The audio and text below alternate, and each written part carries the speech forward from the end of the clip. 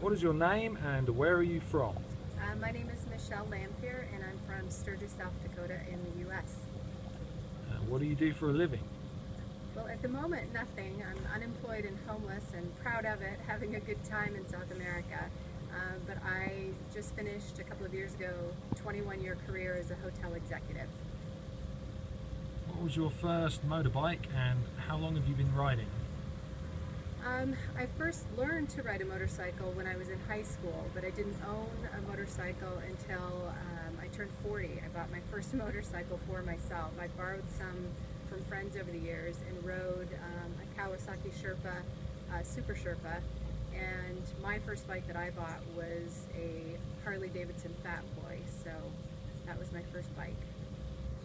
What style of riding do you do and what motorcycle do you have now?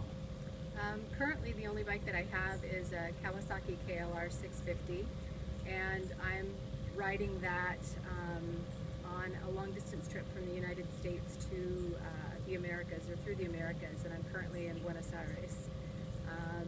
Before that I mainly did cruising, travel on my bike, did weekend rides or day rides with friends, and did a couple of long distance trips just in the US and in Canada.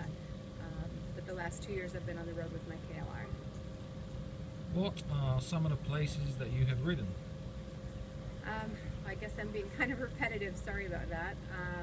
But I have traveled through several Canadian provinces. When we first started this trip 2 years ago, we rode the Trans-Labrador Highway and then turned south and rode through the Appalachians in the US, across the southern states, and then through Mexico and all of the countries in Central America and all of the western countries in South America, all the way to the bottom to Ushuaia, and we've turned and come back north now on the east side of South America.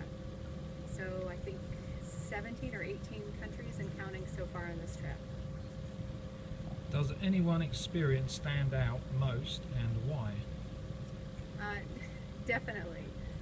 When we first started the trip 2 years ago, or just shy of 2 years ago, about 2 weeks into the trip, on the Trans-Labrador Highway, I had a spill on my bike on a gravel road and fell off, but just kind of an awkward fall. My left leg was trapped under the bike, and I had a tib-fib fracture to my left leg.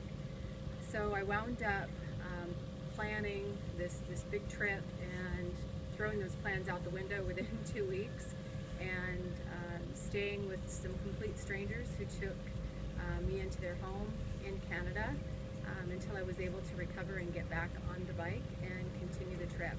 And that was an incredible experience in a really positive way because of the people that we met. Did any special life event get you more passionate about riding, and if so, what was it?